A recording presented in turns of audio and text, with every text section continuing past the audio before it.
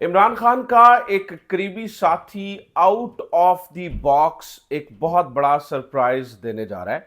और ये सरप्राइज झेलने के लिए मेरा नहीं ख्याल कि इस्टेब्लिशमेंट किसी भी तौर पर तैयार है। ये आउट ऑफ सिलेबस है, आउट ऑफ बॉक्स है। और इससे पहले जितने सरप्राइजेस पाकिस्तान तहरीक इंसाफ की जानिब से दिए गए या जितनी मूवमेंट्स शुरू हुई, ये उन सब से मुख्तलिफ एक चीज होने जा रही है जो कि फौरी ईद के बाद होगा। इसके ऊपर तफसीलन बात करते हैं। दो खबरें और अहम तरीन आज की वीडियो में हमने डिस्कस करनी है। एक, इमरान खान साहब का जो नोबेल इनाम के लिए नामजद होना है, ये कितनी बड़ी फतह है, कितनी बड़ी जीत है। बहुत सारे लोग ये कह रहे हैं कि कोई भी नामजद हो सकता है, कौन सा इनाम मिल गया है। तो ये कितनी बड़ी जीत है आलमी तौर पर। इमरान खान का कद कितना बड़ा हो चुका है, इसके ऊपर भी बात करेंगे। और फिर बलूचिस्तान की सूरत हाल के बारे में, लॉन्ग मार्च कहां पे पहुंचा, क्या सूरत हाल है, क्या हो रहा है वहां पर, किस किस किस तरह की सिचुएशन है और स्टेट के लिए खतरे की घंटियां क्यों हैं। और फिर हम बात करेंगे आर्मी चीफ के बारे में भी कि आर्मी चीफ के कहने पर क्या हो रहा है और इसके मुख्तलिफ तर्जुमे क्यों हो रहे हैं। तो तीन चार खबरें हैं। सबसे पहले मोस्ट इंपॉर्टेंट वन, मैं नजमुल हसन बाजवा हूं। Before we go to details, आपसे दरखास्त है कि अगर आपने चैनल को अभी तक सब्सक्राइब नहीं किया है तो सब्सक्राइब जरूर कर लीजिए, और अगर आपने ऑलरेडी किया है तो ज्यादा से ज्यादा वीडियोस को शेयर जरूर कीजिए। इमरान खान नाज़रीन कराम ईद के बाद एक बहुत बड़ा सरप्राइज देने का इरादा रखते हैं। इमरान खान को लगता है कि इनफ इज इनफ। जितने भी मामलात से इमरान खान को इंगेज करने की कोशिश की गई, वो या तो हीले हुए या बहाने हुए या फिर फेक प्रोमिस हुए। इमरान खान ने हमेशा कंप्लाई किया। जब भी स्टेट ने इमरान खान से दरखास्त की, इमरान खान ने हमेशा कंप्लाई किया है। यानी चाहे ये अडयाला का दरवाज़ा सुबह सवेरे खुलवाते हैं, चाहे ये कहते हैं कि अभी आप रोक दीजिए, अभी थोड़ी देर बाद एहतजाज कर लिए, इमरान खान ने हमेशा स्टेट की बात मानी है। इमरान खान ये समझते हैं कि उसके जवाब में स्टेट ने हमारे लिए कुछ भी नहीं किया है, लिहाजा अब ये टाइम है मसल पावर शो करने का। क्योंकि स्टेट मसल पावर पे बिलीव रखती है, स्टेट हमें डिजिटल दहशतगर्द कह रही है। तो इमरान खान ये समझते हैं कि हमें भी अब मसल पावर दिखाने का वक्त आ चुका है, क्योंकि इमरान खान मायूस हो चुके हैं अदालती इंसाफ से। रिसेंटली इमरान खान का ये बयान था कि हमें किसी किस्म की इंसाफ की तवक्को नहीं है, क्योंकि ये अदालतें कॉम्प्रोमाइज्ड हैं। और उसकी मिसाल भी हमें मिलती है ना। देखिए किस तरह से इस्लामाबाद हाई कोर्ट को फतह किया गया, किस तरह से नए जजेस लेकर आए। ये सारी चीज़ें इस बात की मिसाल है कि ये पूरा निज़ाम कॉम्प्रोमाइज हो चुका है। तो इमरान खान साहब अब अपने बजौर ताकत इसका, यानी वो अवामी ताकत को इस्तेमाल करने जा रहे हैं। गो के इमरान खान के खिलाफ भी एक ताकत इस्तेमाल होगी, वो डिस्कस करते हैं, लेकिन अवामी ताकत इमरान खान किस तरह से इस्तेमाल करने जा रहे हैं। ईद के फौरी बाद गंडापुर साहब को साइडलाइन करके, अली अमीन गंडापुर साहब इस पूरे प्लान का हिस्सा नहीं है। गंडापुर साहब को साइडलाइन करके एक अवामी मार्च, एक बहुत बड़ा लॉन्ग मार्च प्लान कर लिया गया है। और ये लॉन्ग मार्च है, ये पिछले तमाम लॉन्ग मार्चेस से मुख्तलिफ होने जा रहा है। इसमें ना तो रियासती मशीनरी इस्तेमाल होगी, ना सीएम इसको लीड करेगा, ना ये किसी एक खास शख्स की फंडिंग से आएगा। मिसाल है, इससे पहले जितने लॉन्ग मार्चेस हुए, वो अली अमीन गंडापुर साहब बजाते खुद उसके अंदर अपना पैसा डालते थे। स्टेट का पैसा नहीं डालते थे, या अपने सूबे का या सूबाई हुकूमत का पैसा नहीं डालते थे, वो अपनी जेब से पैसे डालते थे। ऑब्वियसली कोई एक तंजीमी स्ट्रक्चर उस तरह से केपीके में मौजूद नहीं था, कोई तंजीमी आदमी नहीं था जो पार्टी फंड इकट्ठा करता, जो जिसके अंदर आम आदमी पैसे डालते। और फिर अली अमीन गंडापुर साहब चूंकि सीएम भी थे और सारी चीजें, और फिर अल्टीमेटली जो वो फैसला करते वो पूरा वही इंप्लीमेंट होता। यानी कि अली अमीन गंडापुर गायब तो पूरा पीछे से मार्च ही तितर बितर हो गया। दो दफा ऐसा हो चुका है ना कि पूरा मार्च ही तितर बितर। एक दफा तो वो पहाड़ों में चले गए दिसंदार। इस दफा नाज़रीन किराम प्लान बिल्कुल मुख्तलिफ है। शायद मेतला साहब भी इस बारे में दावा कर रहे हैं। वो ये बता रहे हैं कि ईद के बाद ये एक प्रॉपर एग्जीक्यूशन में जाएगा। प्लान क्या है? प्लान ये है कि जुनेद अकबर साहब इसको लीड करेंगे। जुनेद अकबर साहब जो है वो यहाँ, और वो जो पैसा लेके आ रहे हैं वो अवामी फंड से पैसा आ रहा है। जुनेद अकबर साहब अवामी मार्च को लेते हुए, जिसके अंदर कोई सियासी, यानी कि जिसके अंदर कोई रियासती ताकत नहीं होगी, ये लीड करेंगे टुवर्ड्स इस्लामाबाद।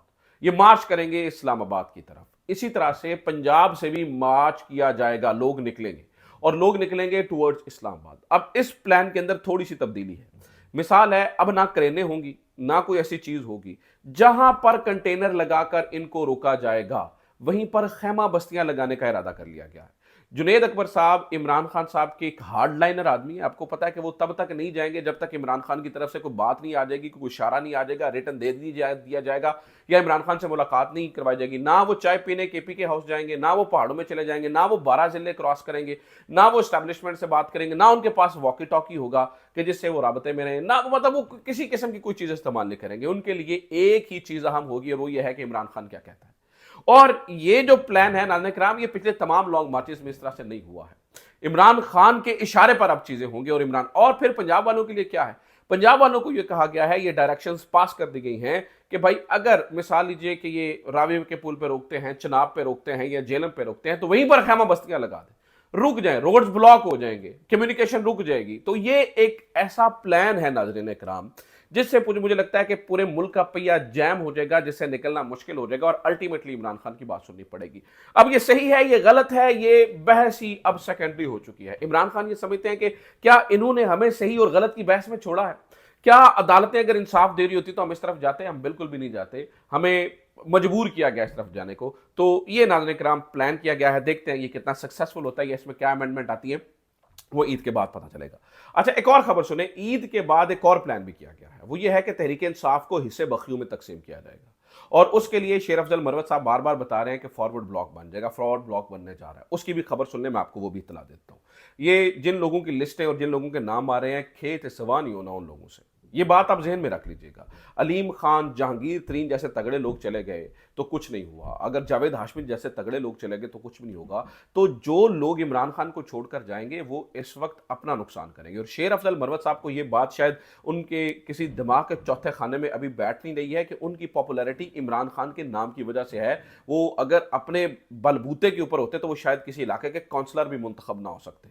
तो वो जो दिल करें। अच्छा, यहां पर जो टेक्निकल बात है ना, वो बहुत इंटरेस्टिंग और दिलचस्प है। शेर अफजल मरवत साहब बहुत जगहों के ऊपर बैठकर ये बता रहे हैं अली अमीन गंडापुर की भी छुट्टियों ने, क्योंकि वो इमरान खान की घर की पॉलिटिक्स को, भाई वो जी उनकी बीवी चला रही है, उनकी जो है बहनें चला रही हैं। मैं नाज़रीन किराम ग्राउंड पे कवर करता रहा हूं, मैं आपको ये बता सकता हूं कि जनाब ना उनकी बहनें और ना उनकी बीवी पार्टी को लीड कर रही है, पार्टी को पॉलिटिकल कमेटी लीड कर रही होती है। तो खैर वो ये अब ये बता रहे हैं कि भैया अली अमीन गंडापुर की भी छुट्टी होने वाली है। तो ये चीजें जो है ना वो आपस में कंप्लाई करती हुई नजर आ रही हैं, जो पहली खबर मैंने आपको बताई और ये जो दूसरी है। ठीक है, तो ये अब ईद के बाद देखते हैं क्या तमाशा लगता है। एक और खबर नाज़रीन किराम, इमरान खान साहब के नोबेल प्राइज के हवाले से, नोबेल इनाम के हवाले से, ये एक बहुत बड़ी अचीवमेंट, बहुत बड़ी जीत है। पूरी दुनिया की नजरें इमरान खान के ऊपर इस खबर के बाद लग गई है। बहुत सारे लोग एतराज कर रहे हैं कि देखिए इमरान खान को नोबेल प्राइज मिला नहीं है, नॉमिनेट तो कोई भी साजमा जा हो सकता है और नॉमिनेशन हो जाए तो कोई, फिर ये कौन सी खबर हो सकती है। मैं आपको बता दूं नाज़रीन किराम, पाकिस्तान को ये एजाज पहले भी मिल चुका है। ठीक है, यानी कि चाहे वो मुलाला या डॉक्टर अब्दुल सलाम के जरिए मिला हो, ये एजाज मिल चुका है। इस बार भी पाकिस्तान को एजाज है कि पाकिस्तान से 2 लोगों का जो है वो नाम चला गया है नोबेल प्राइज के लिए। वैसे भी हमारी तो एक पाकिस्तानियों की तारीख रही है कि जिसको भी नोबेल प्राइज मिला है ना, चाहे डॉक्टर अब्दुल सलाम को मिला था, उन्हें भी हमने ठुड्डे मार के मुल्क से बाहर निकाला। अब जो मलाला यूसुफजई हैं वो भी एक इंतहाई कॉन्ट्रोवर्शियल पर्सनैलिटी हमने बना दिया। महरंग बलोच हैं तो आपको पता है कि इस वक्त उनके लिए लॉन्ग मार्च हो रहा है, जिसकी खबर हम आगे देने जा रहे हैं। इमरान खान है तो उन्हें हम सबसे बड़ा दहशतगर्द समझते हैं, रियासत सबसे बड़ा दहशतगर्द इमरान खान को समझती है। तो जितना भी नोबेल इनाम वाले हैं उनके साथ कोई सलूक तो अच्छा नहीं होता। अब सवाल यहाँ रहा ये कि क्या नोबेल इनाम के लिए नामजद हो जाना कोई बड़ी बात है, ये छोटी बात है? तो इसके ऊपर हमने थोड़ी सी तहकीक की। देखिए, वैसे तो इसमें एक ओवरसीज कमेटियां और नॉर्वे की पॉलिटिकल पार्टी है जिसके नाम आ रहे हैं, लेकिन किसी भी शख्स को नामजद करना नोबेल इनाम के लिए इतना आसान नहीं होता है। पहली बात यह है कि ये मखसूस अफराद और मखसूस शोबों में काम करने वाले जिनको इजाजत होती है वो कर सकते हैं, कोई साजमा जा उठ के नामजद नहीं कर सकता है।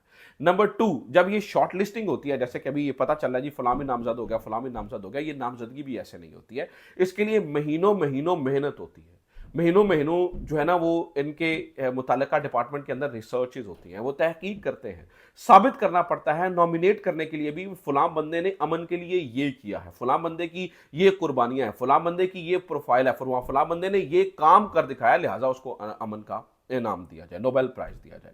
इमरान खान को लेकर जो चीजें साबित हो गई, यानी कि जो अब इब्तदाई तहकीक में हुई, तो वो यानी कि इब्तदाई तहकीक में वो मुत्तमिन हुए, तो उसके बाद इमरान खान को जो है ना वो दिया गया। वो देखिए इमरान खान का जो है ना वो अमन अमा के लिए उन्होंने क्या क्या किया है।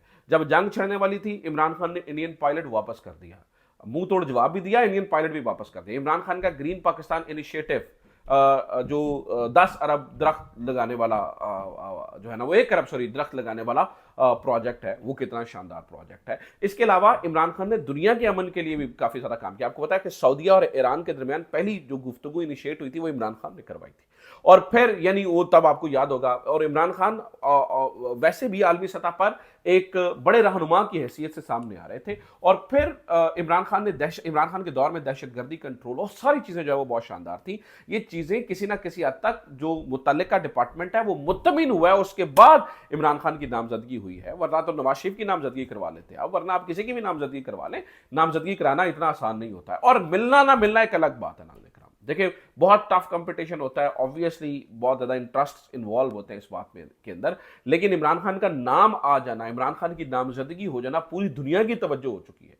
जैसे महरंग की नामजदगी हुई और वो जेल में, और पूरी दुनिया महरंग की तरफ देख रही है भाई, और पूरी दुनिया जो है वो से वहां पे बयान आ रहे हैं। इमरान खान के लिए भी नाज़रीन कराम इसके बाद, और जैसे कि इमरान खान ऑक्सफोर्ड का चांसलर, ये वही हिसाब समझ लें, ऑक्सफोर्ड का चांसलर नामजद हुआ, बना नहीं है, फिर भी पूरी दुनिया में, पूरी दुनिया के अखबारों ने इमरान खान को जो है वो कवरेज दी थी। इसी तरह से ये नाज़रीन कराम ये इमरान खान की फतह है, जीत है, नामजदगी ही जीत है, बहुत बड़ी जीत है। और इसका फायदा अल्टीमेटली इमरान खान को होने वाला है, और उसका फायदा ये होगा कि पूरी दुनिया में इमरान खान की वाह वाह हो जाएगी।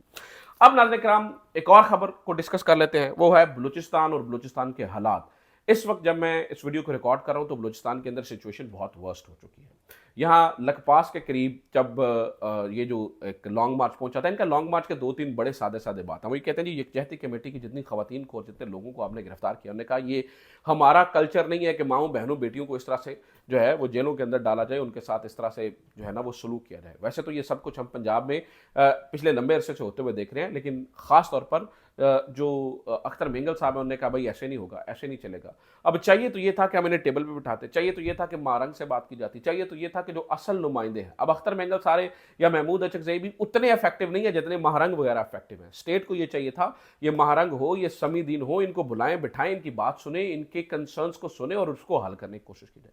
हमने वो हार्ड स्टेट वाला एक जो है ना वो डंडा उठाया हुआ है, और हार्ड स्टेट ने ये सोचा कि भाई इन्होंने चुप के अंदर करो, उनको अंदर कर दिया। अब लॉन्ग मार्च शुरू हो चुका है, पूरे मुल्क के, पूरे सूबे के अंदर जो है ना वो लोग मोबिलाइज हो चुके हैं। और फिर अफसोसनाक बात यह है कि वहां पर खुदकुश हमला होने की कोशिश हुई, वो बंदे को पकड़ लिया, खैर वो अल्लाह का शुक्र है जाने नुकसान नहीं हुआ, नहीं तो ये कितना बड़ा सानहा हो जाता है। एक पॉलिटिकल मूवमेंट चल रही है, उस पॉलिटिकल मूवमेंट के ऊपर अगर आके एक खुदकुश धमाका हो जाता है, उससे लोगों की जान जाती है, कितना दुनिया के अंदर हमारी क्या ही जो है ना वो चीज जाती, क्या ही इंप्रेशन जाता, कितनी बड़ी नाज़रीन कराम ये मिस्टेक होती।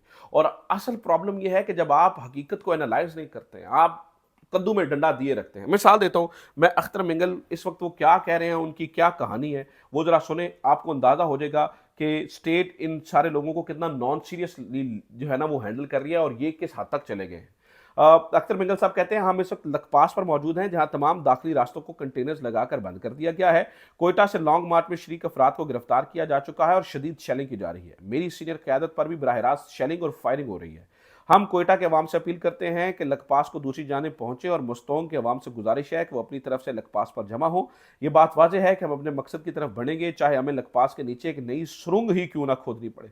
हम मजबूत हैं माफ कीजिएगा, हम अपने मकसद पर पुरअज़्म है, और सबसे बढ़कर हम पुरअमन है। कोई ताकत, कोई जबर हमारे हौसले को मुतज़लज़ल नहीं कर सकता, ना हमारे रास्ते हटा सकता है। ऐसी सूरत हाल में क्या स्टेट को क्या चाहिए?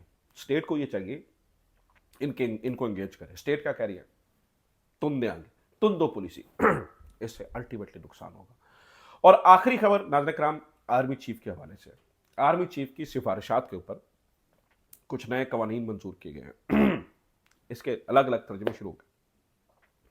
कुछ चुक्कू सहाफ़ी माफ़ कीजिएगा, कुछ चुक्कू सहाफ़ी इस बारे खबरें दे रहे कि ऐसे इख्तियारात अब मिल चुके हैं फोर्सेस को जो वो चाहते थे, नागुज़ीर इख्तियारात। ऐसी सूरत हाल में फोर्सेस को नागुज़ीर इख्तियारात के साथ साथ बातचीत का अमल बातचीत से मामलात को ठीक करना चाहिए था, बातचीत से बिठाना चाहिए। अगर ये दहशतगर्दी को कंट्रोल करना है तो बातचीत ही करनी पड़ेगी। तो ये नाज़रीन किराम खबरें, इसके ऊपर थोड़ी मज़ीद बात करनी थी, लेकिन कुछ चीज़ स्टक होगी। अगली वीडियो में फिर मुलाकात होती। अपना ख्याल रखिए। खुदा हाफ़िज़। पाकिस्तान जिंदाबाद।